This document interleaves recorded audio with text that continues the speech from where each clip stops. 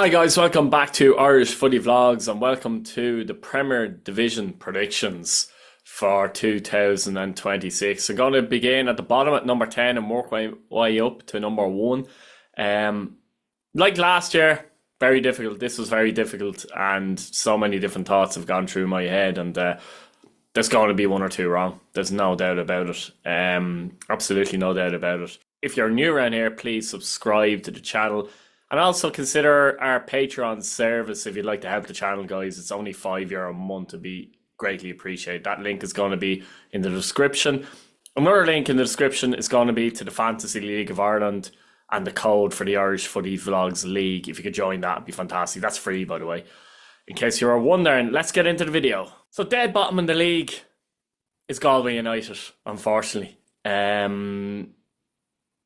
I've looked at this in so many ways and looked at all the other possible contenders who could be down near the bottom with them. And the reason why I have Galway United bottom is because, look, they've lost an awful lot of players. Slevin, Hickey, Burns, players like that.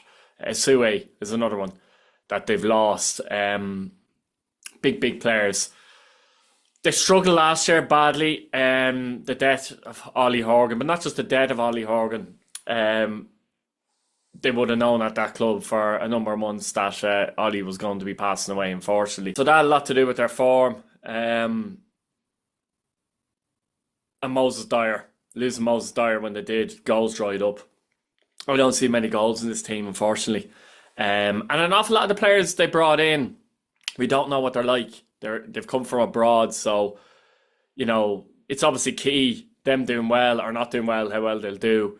The likes of D'Acunha coming in. Watts is at the club. Evan Watts is back at the club still. Williams, Fascineri, Kazim, we know about him, to be fair. Devish, we know about him. Wolf. Twardick, we know about him from his previous spell in the League of Ireland. Lamboto and Chateau up front. I don't know. It's difficult to see where all the goals are going to come from. Stephen Walsh obviously isn't getting any younger. They've got McGuinness, who works hard. They've got McCarthy, Lamboto. But just compared to the other teams, I think they probably have, on paper anyway, a weaker squad, and certainly in the attacking areas. They still have a lot of good players at the club. McCormick's still there, Hurley, Kilham, Bulger, etc. TM is a player to watch out for this season, a young player. And possibly Killian Towlett as well, but he's very, very young. But I don't know, it's very difficult to put them anywhere else in the table. They could absolutely finish outside the bottom, no doubt about it. Particularly if 2 or 3 of their signings that we don't know of, essentially, do very, very well. They've never played in the league. That's going to be key. But just looking at them and compared to others, I find it very difficult not to have them 10th. So Galway United 10th.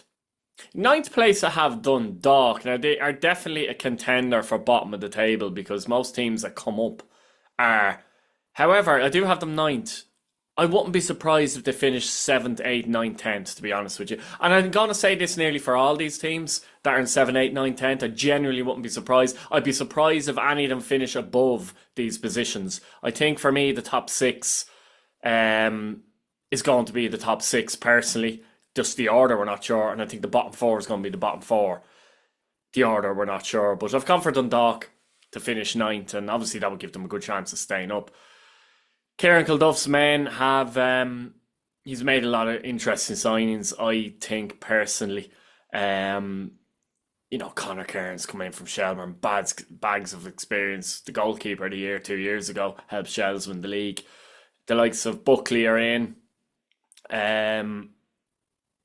You know, Keith Buckley, bags of experience. Rob Cornwall, bags of experience as well. Because they've a lot of good young players as well. They've got Mayo at the back, very good young centre half. Vinnie Leonard's going to be there till the summer, I think. You know, the likes of Space, Mulligan. So they've a lot of young players there that need experience. And that's what they've gone for, I think, pretty much experience. They obviously still have Groom, Gaxstein, Dervin and players like that. But I think for me, and this is why I would have them above Galway, is up front. They've got better options, in my opinion. I think Mullen and Kenny, I think, will probably play behind Mullen. I think Mullen is one to watch this year. I think he could score some goals for Dundalk. to be honest with you. And Kenny will probably play in behind them a lot of the time. I think there's goals there, a lot more than I see in Galway. Even someone like Aruba will probably chip in with some goals as well. So, yeah, I think it's always key for me when I look at teams near the bottom of the table, etc. Now, Galway might be better defensively, potentially, but I just look at the goals scenario, and I feel with Dundalk, they have that. They've Darren Horgan as well, experience. I think he's still a good player, Darren Horgan as well, by the way. So I think Kilduff will be reasonably happy. I think they look stronger than Cork City did, in my opinion, overall, when they came into the league last year. And I think they're probably going to be more settled this year. I'd imagine Kilduff will be there for the whole season. Yeah, I have Dundalk in 9th place. Let me know what you think in the comments. In 8th place, I've Sligo Rovers. I had them in 7th until Owen Elding left, and I think that's a big gap to fill. Big shoes to fill, Owen Elding, and they're not going to do it, to be honest with you. Now, they may bring in 1 or 2 players, and this will probably happen with some of the squads, to be honest with you, but so close to the season, I had to do this video now. And yeah, it's a major loss, and it just feels with Sligo Rovers, though, it feels like they're almost rebuilding every season. You know, Elding gone, McLean gone. I know there's not much you can do about Elding, let's be honest. He walks in that Hibs team for me. Superb player, great attitude, great work rate, great desire.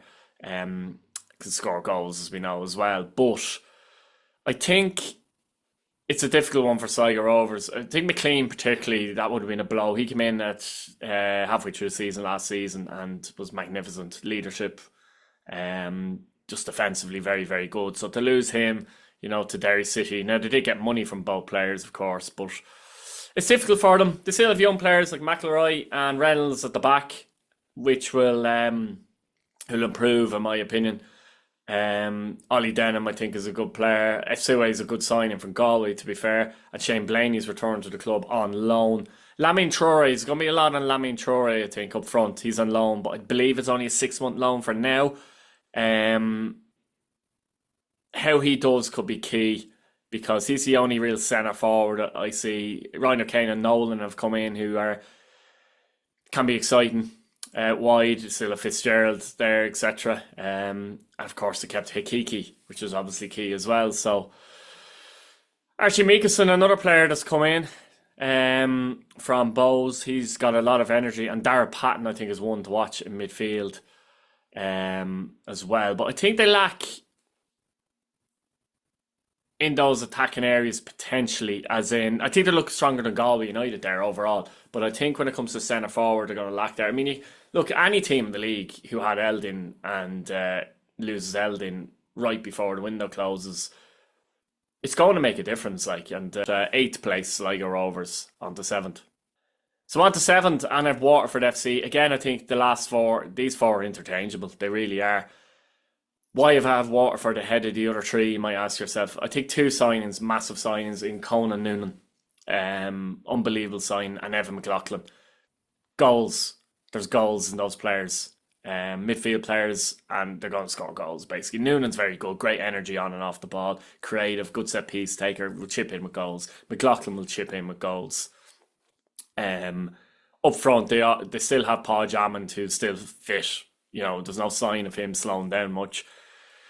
And they've Tommy Lonergan as well, so another season of Lonergan, I think he'll chip in with goals. Connor Carty's there as well, just to add strength in the background, if you like. So, yeah, I think there's goals there. I still think defensively, though, I'm not too sure overall defensively. Maybe they could do with a bit more experience there. They've obviously brought in Couto and Mahan, who I'm not sure, he's had a lot of injuries the last 3 years, basically, and he struggles, so that's a risky one for them, you know. McMullen's back in goal. Arlo Doherty was signed as well.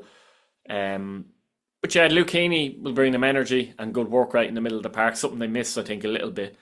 They obviously lost McDonald late last season as well, so yeah, I mean, they could, honestly, any of these clubs could finish 7th, 8th, 9th, 10th. They really could. But I just think Waterford, again, a little bit like I was saying with Dundalk, more goals in the team. I think they're probably a bit better than Dundalk, a bit more experience in terms of this division, let's say. And they have a golden boot contender big time in Podge Hammond. He won it last year. So Keane Barrett's and other players come in on loan for Shamrock Rovers. He could be one to keep an eye on too. So I think they've signed reasonably well, I have to say. They've lost a lot of defenders, and with the possible exception of Ryan Burke, I think they were the right decision. But I still think they might be a little bit short defensively. But I have Waterford FC in 7th place. So let me know what you think in the comments. In 6th place, I have Team America, Drogheda United, who have, I believe, 5 Americans at the club now, which is incredible, really. One of them's own that Lamb, who's probably going to be injured for the whole season. One of them's Luke Dennison, who's already at the club. But some of the signs they brought in, Abaji from Sligo Rovers. They brought in Buckner and Burney. Evan O'Brien's come in from America, although he's Irish. Brandon Kavanagh from Pats. And Mark Doyle, the Irishman, has come in also from America. So they've done a lot of their work in the US. Obviously lost Darren Markey. Josh Thomas returned to Swansea and has ended back in the league with Derry City. But I think the big thing for Drogheda for me here is, though, they've kept their foundation and their core, which is that defensive structure. Connor Keeley is still there at the club, which is crucial. You know, Bulger's still at the club and Quinn is still at the club, and they've added Buckner as well, who I think will probably play a lot of games. Ashbaji is a good replacement for Lamb. I have to say Lamb will be back, but may not be back this season, but he is a good replacement. He's athletic, he'll suit. At left back, you've got the likes of Cruz, don't you, and Connor Kane still. So they've kept that, I think, core at the back, and it'll be the same story, if you like, with Drogheda. Did it lack a little bit of depth in the middle of the park would be my possible question. Possibly. They've got Ryan Brennan, they've obviously got Shane Farrell and O'Brien, Brandon Kavanagh as well, not a central midfielder, more of a number 10. It depends how they play. They might play with 2 centre midfielders, so it really does depend, but they could lack that at this minute in time. Warren Davis, I expect Warren Davis to do a bit better this season, to be honest with you. Started well last season, went a bit quiet, but there was a bit of up in the air about his future. So now that he's maybe more settled and that, it might be a big thing.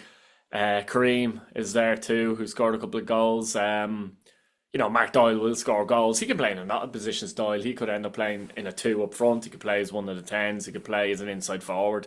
He offers flexibility, Mark Doyle big time. So I think Drogheda will be good this season. I think it'll be fine. I know 1 or 2 have had them near the bottom of the league. I disagree with that. I'd be surprised if any of the 4 clubs I mentioned finished ahead of them. But I'd probably be a little bit surprised, if I'm honest with you, if they finish above any decides that I have ahead of them as well. I think, they probably caught a few off the hop last year. I think 1 or 2 around them underachieved. But yeah, I think Drogheda will be fine. Drogheda United in 6th place in the league.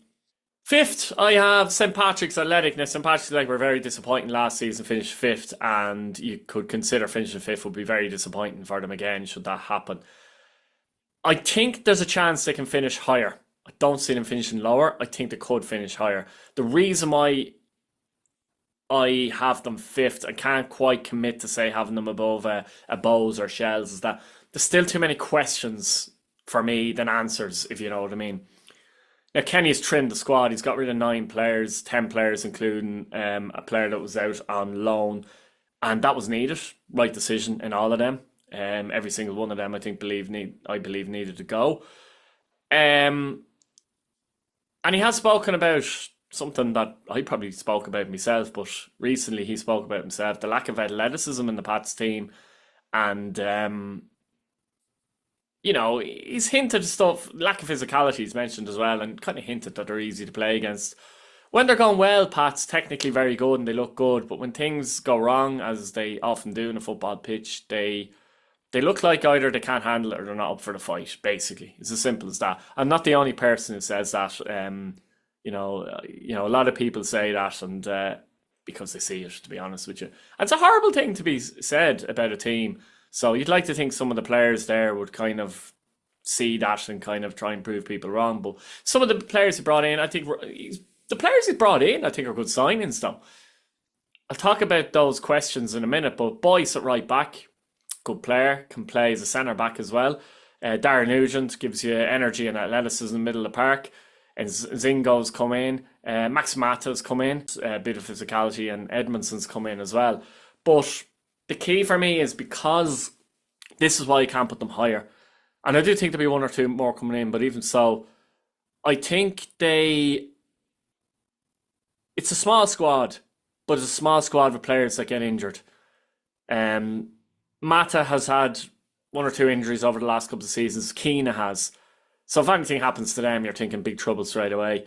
And Roma Palmer has. And three of them could be big players for Pats this season. There's been a lot of good players, Pats, though. A lot of good players. You look at Nang's one of the best goalkeepers in the league. Redmond is one of the best centre halves in the league. Boyce, one of the best right backs in the league. Palmer is a really good player, just never fit. And Keane, I think, is the best finisher in the league, to be honest with you. So they've a lot of good players, Pats. I feel like they have to hope that everything goes right and there are very few injuries to those key players to possibly finish above. And I'd say that's probably unlikely. Max Mata's already picked up a hamstring injury, so I don't know how long he'll be out for. But there's also a possibility Pats change their system, go three at the back this year, by the way. Last few friendlies, they played three at the back. Boyce has also played for Derry City in the back three numerous occasions, actually, as well. So, yeah, look, I think Pats fans will be happy if they see a team and a squad together this season, and wherever they finish. I have them down as fifth, but they could finish higher. Next up is Bows, and Bohemians are in fourth place. They were fourth last year, and I could see them finishing potentially below Pats. Could they get third potentially? Maybe. But they have a massive squad. I'll say that for a start. They have a big squad. They're obviously in Europe this year for the first time in numerous seasons. Big squad. Some of the players they brought in are Patrick Hickey. Like Pats, it looks like they might be going to three at the back as well. Hickey's been playing as a central defender. Sam Todd. Burke, who can play left back or left wing back or centre back. Mullen has come in alone, another centre back. And Dara Power, really good signing. Right back or right wing back. If you look at the central defenders as well, I've named... Hickey is a central defender because he's been playing there in pre-season. Todd, Mullen. They've already got Byrne and Kavanagh. That's 5 central defenders they have. I think they're definitely on three at the back. So that's going to be interesting, to be honest with you. Midfield, I think they've a lot of good players in midfield. McManus is still there. They've got Dawson Devoy, exceptional player. Adam McDonald. Niall Morhan, who'll probably play more as a midfield player this season, actually, because they've brought in Power. And Diallo. So good depth, and there's a good bunch of players there. You could also argue that, Ross Tierney is a midfield player as well, but I'd imagine he'll play further forward along with Harry Vaughan, who's won the watch and loan from Hull. Hearing a lot of good things about Harry Vaughan, so keep an eye out for him. He's a loan, although it's only a 6-month loan. So they've good depth. If they go to the wing-back system, I could see Rooney playing as a wing-back, to be honest with you. Power could play as a wing back. Burke can play as a left centre back as well. So there's a lot of flexibility there with them. But you don't want too much flexibility either, if you know what I mean, and be changing every week. Up front, though, I'm not sure. I'm not sure up front. It'd be interesting to go with a 1 or 2. Dougie James Taylor will score some goals, but he's not what I call a number 9. He plays better with a number 9. Colin Whelan obviously has struggled the last few seasons. He's still there as well, so that might be where the area where I look at them and say maybe they're a bit short from getting into the top 3, unless there's a collapse from somebody in the top 3 as well. But yeah, Bohemians could well be in Europe again next season with a 4th place finish. Be very interesting to see. Some very good signings there. Vaughan, Diallo, Power, big signings. Let me know what you think in the comments. In 3rd place, I have Shelbourne, and the reason why I have them in ahead of Bows and Pats, because I don't think they're a mile away, these 3 teams, in terms of quality of player. And I talked about Pats and said there's a few more questions than answers. And one of them is that I know what I'm going to get from Shells. I know they're going to be hard working. I know they're going to be well organised. I know they're going to be tough to beat. And they're going to grind out results. Can they challenge for the title? Potentially. But I can see them drawing a lot of games, which might make it difficult for them. I think they've a fairly big squad. Maybe could do with another midfielder, potentially. It depends, though. I mean, Evan Caffrey was used as a wing back last year, but I still think he's better as a midfielder. So if you throw him in the mix, you've got Caffrey, Lunny, Henry Francis, and McEnroy. It's not bad. They also have Moore, of course, as well. Ellis Chapman, curiously, still at the club, but I don't see him featuring. And they're going to be good. They're going to be midfield. They're going to be good. They get around the pitch. They work hard off the ball, on the ball. It'll be interesting. There was rumours that Meepo and Wood were going to be leaving, but they're both kept. The four strikers, though, they probably go with two up front. The question is which two. You've got John Martin, Sean Boyd. You've got Meepo Adebeko, obviously, and Freitas has come in. Be interesting to see how he does. He's after coming in from the Portuguese third division. We just don't know, you know. But the four strikers of the club, be interested to see how that works out for them and how the mix goes. Still have Wood and Coote, who often playing those number 10 positions as well. At the back, interesting one with Oren Casey, 100 grand, of course. Record fee in this league, so it'll be interesting to see how he does. Will they stick with three at the back? Probably. Sean Gannon's still at the club. Paddy Barrett, Ledwidge, those players can play in the centre back positions, and Sam Bone. They didn't need an awful lot for me. Spiel obviously was signed as well, so solid goalkeeper. Abeng was signed in the summer window, so I don't know what they're missing though. If I want to get into the conversation of can they challenge for the title, what are they missing exactly? I'm not sure. Why not would be the thing. I don't know. Maybe it's just the way they play or something. It just feels like they'll draw a lot of games, but they could well challenge for the title. But I think also they're more likely out of the top three to fall out of the top three if anyone does, you know. So it's got to be interesting how Shelbourne do. They will be very hard to beat. There's no doubt about it. An interesting game, the second game of the season at Tolkien's Rovers as well. But of Shelbourne in third place. Speaking of Rovers, Shamrock Rovers, and first of all, big news that Michael Noonan's staying at the club. He rejected a move himself to Hoffenheim. I get the feeling he wants to move to Britain. That's probably the reason. That's massive for them. I think that's massive for him because it could be a big season for Noonan. I think he'll get more games this season. And if a number of young players, I think Victor is one that will play a lot more this season. I think he'll play attacking, not as a wing back. He'll play as one of the number 10s. And now that that move to Arsenal's complete, he can fully focus on the season now. I think he could have a big season for Rovers. They signed Adam Brennan from UCD. He's one to watch. He was outstanding for UCD last season as well. Of course, Conor Malley's come in permanently. Enda Stevens will give them a bit of experience at the back. They have a lot of experience at the back, but he'll add to that. And Jake Mulroney is also signed for the club, who I'll be honest, I'm not really too sure about that one. He'd have to improve his work rate. That's one thing's for sure. But their squad, I still think their squad on paper is the best in the league. But there's a couple of things here. I think they could do with maybe more of a refresh. I'll speak about Derry City in a minute. Obviously, I'll have them first. But they could do with a bit more of a refresh. Mandrea's out for the season. Jack Byrne coming back could be big as well for them. They could do with Dylan Watts having a better season, perhaps. But yeah, it's interesting. They won the double last year. It's 5 league titles in 6 years. I just think they might maybe just have that percentage of hunger that drops even slightly. It mightn't even be noticeable. And that might allow a team like Derry City, Shelbourne to go and win the league. It's going to be really, really interesting. Pico Lopez as well, missing for a month or so for the World Cup is huge. And even though they brought in Stevens, good defenders there, I think he'll be a big loss anyway from an organisational point of view. And, you know, he plays in the middle, doesn't he, of the back three too. So I don't know. I do expect 1 or 2 players to come in. You've got Burke. Can Burke be as good as he was last season? You know, 1 or 2 obviously getting older, etc. And Green, unbelievably, still at the club. They could do probably with McGovern improving this season. Gaffney, I think, was starting to catch up with him a little last season. Still putting in the work, but he was last in 60 minutes as opposed to 90 in a lot of the games. You could see him getting very tired. So I don't know. I just think, have a feeling, and it's a good feeling that Shamrock Rovers won't win the league this year. I have them for second. Derry City, I have them to win the league this season. I just think they've signed superbly. While I'm doing this video, they haven't signed Barry Cotter, but I'm expecting them to sign him. He'll fit in brilliantly at wing back. And Most of the players have left the club. You would say that's fair enough. Ronan Boyce is the only one they'll be disappointed with, I believe. But I think they've improved the backline. I think Slevin comes in, improves the backline. I think Patrick McLean improves the backline, gives some good leadership.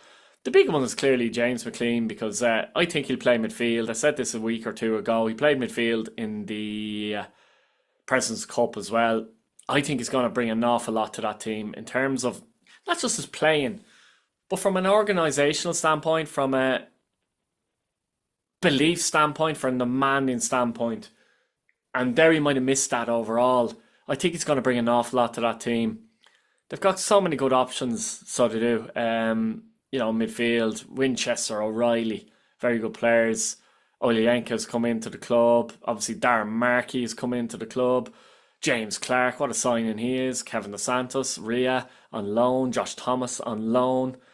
Really, really good signings. And then they have the likes of Brandon Fleming, very good wing back when he came in last year. Michael Duffy, obviously, at the club. Gavin White is still there. You've got Depot and Boyce, Liam Boyce. They have an array of options. Everything is there for Derry City to win the league. It's there. And that might bring pressure to the likes of, to obviously Tiernan Lynch, maybe. But I think they have a bit of everything. They have quality. They have a bit of grit there now. I think they were starting to show a bit of grit actually the back end of last season, by the way. But they've added more to that now. So they've the right balance, I think, of flair, experienced players, a bit of pace, and a bit of doggedness. Everything, all the ingredients, the pot is there. All the ingredients have gone in. They just have to mix it and go and win this league title. I think it's inevitable it's going to happen at some point. But I think Shamrock Rovers will just fall short of Derry City this season. So guys, that's it for me. I'll go again. Derry City to win the league. Shamrock Rovers second. Shelbourne third. Bohemians fourth. St Patrick's League fifth. Drogheda United 6th, Waterford FC 7th, Sligo Rovers 8th, Dundalk 9th, and Galway United, unfortunately, 10th. Look, I could be wrong on all of them. Let me know what you think in the comments, and please subscribe to the channel. Once again, thank you for watching.